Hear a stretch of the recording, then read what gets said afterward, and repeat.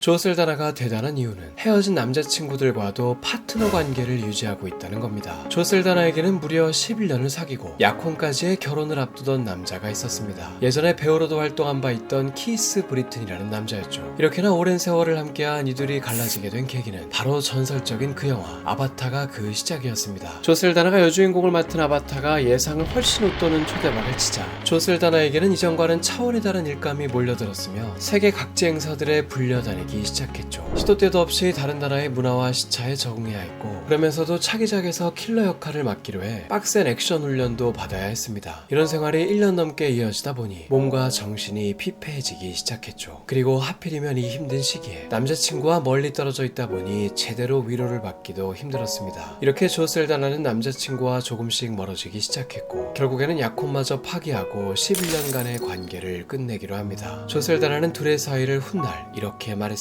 결혼에 대한 이야기를 몇 년간 나눴었지만 그때마다 남자친구는 준비가 안 됐다고 말했었다. 나는 그의 결정을 존중했고 남자친구를 기다려주는 게 성숙한 행동이라고 믿었다. 그러나 훗날 남자친구가 드디어 준비가 됐다고 했을 땐 내겐 더 이상 남은 시간이 없었다고 말하며 결국 사랑은 타이밍이 중요하다는 얘기를 했죠. 이렇게 이둘은 연인으로서는 영영 갈라서게 됐지만 공동 창업자로서 사업은 같이 런칭하는 행보를 보였습니다. 패션과 미용에 대한 정보를 제공하는 서비스인데 이 웹사이트는 오늘날까지도 운영되고 있죠. 오랜 연인과 헤어진 직후 조 셀다나는 한 유명인과 새로운 교제를 시작하는데 바로 할리우드 배우 브래들리 쿠퍼입니다. 공동주연을 맡은 더 스토리 세상에 숨겨진 사랑이라는 영화에서 이둘은 연인을 연기했고 마침 브래들리 쿠퍼도 최근에 여자친구와 헤어진 지 얼마 안 된 시점이라 이둘은 서로를 이해하며 금방 뜨겁게 타올랐습니다. 그런데 이둘의 사랑은 그리 순탄치 않았습니다. 헤어졌다가 다시 사귀었다가를 무려 3번이나 반복하며 애증 그 자체의 관계가 되어버렸는데 이들의 관계를 마지막으로 끝낸 결정적인 역할을 한 건 브래들리 쿠퍼의 어머니였습니다. 어머니는 이들이 또다시 사귄다는 말을 듣고는 아들에게 2번이나 안 맞아서 헤어졌는데 다시 사귄다고 맞을 리가 있겠느냐라며 촌철살인 멘트를 날렸고 브래들리는 이 말에 수긍하며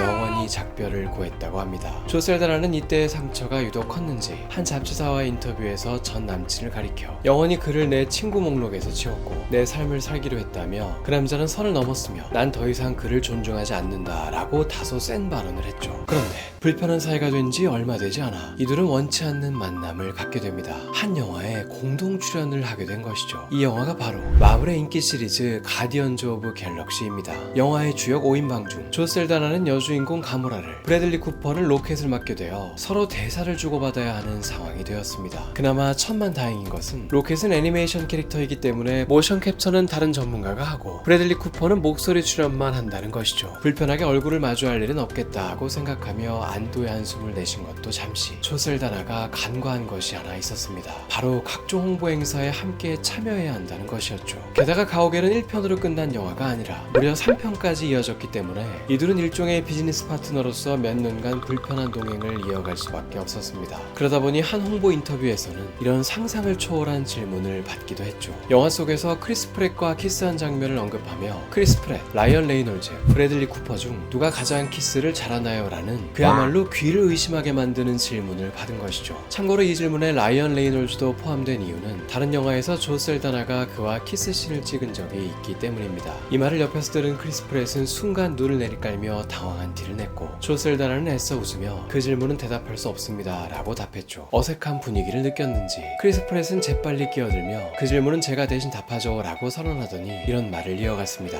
Ryan Reynolds.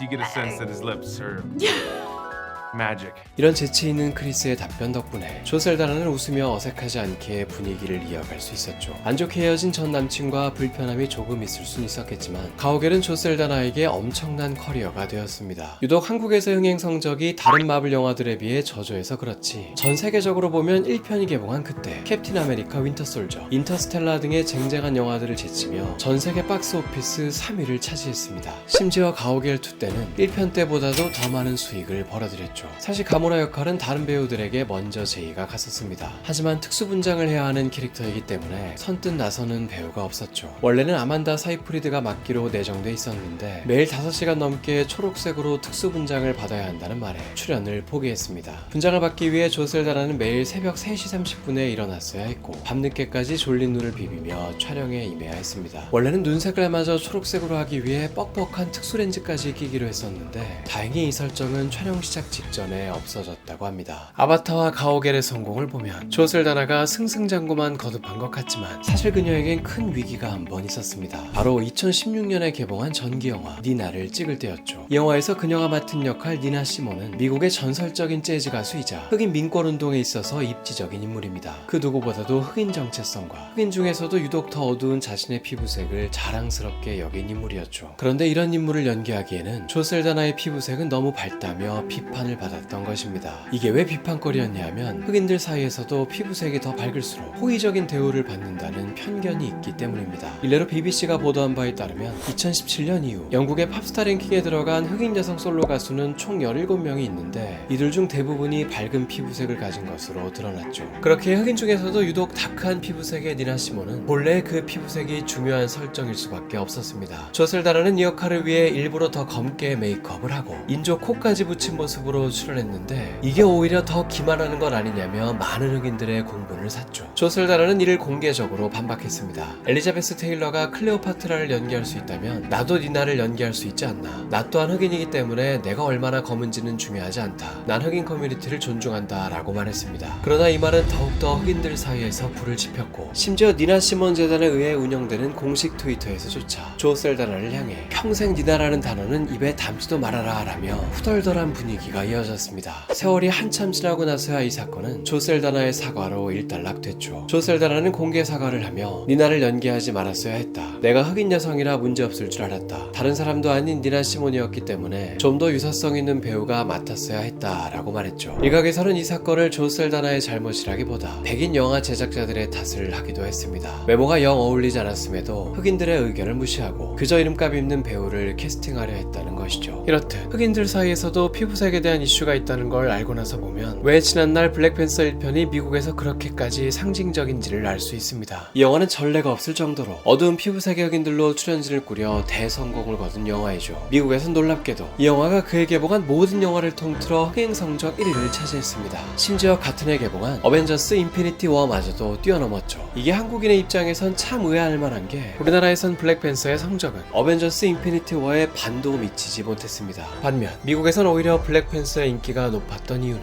바로 흑인들의 열렬한 지지 때문이었죠. 어두운 피부색의 흑인들이 주축이 되는 슈퍼히어로 영화라는 점에서 흑인 커뮤니티는 더욱더 환호했고 단체 재관람을 하거나 전통 의상을 입고 보러 가기도 하는 등 그야말로 센세이셔널한 사회현상을 일으키며 미국 영화사에 새 역사를 썼죠. 조셀다나의 남편은 이탈리아 예술가 마르코스 페레로입니다. 둘의 첫 인연은 한 전시회에서 시작됐죠. 전시물을 둘러보던 조셀다나는 유독 한 그림이 마음에 들어 구매하게 되었는데 당시는 조셀다나가 스타덤에 오르기도 전이었습니다. 이때만 해도 마르코스 페레로는 이 그림을 사간 사람이 훗날 그의 아내가 될 거라고는 생각지도 못했죠. 두 번째 만남은 비행기 안이었습니다. 피곤에 쩔어 비행기를 탔던 새벽 6시 30분 조셀다나는 묘한 분위기의 장발머리 남자와 여러 번 눈을 마주치며 알 수 없는 묘한 감정을 느꼈습니다. 이때까지 첫눈에 반한다는 감정을 믿지 않았던 그녀는 이런 끌림이 처음이었다고 합니다. 이 둘은 진정 이루어질 인연이었던 것인지 이후 한 파티에서 또다시 마주치게 되는데 이때 서로를 비행기 안에서 봤던 걸 기억하고 있었다고 합니다. 마르코스가 워낙 달변가였던지라 조셀다나는 이 남자가 선수가 아닌가 싶은 생각이 들어 조바심이 났다고 하는데 그러나 우려와는 달리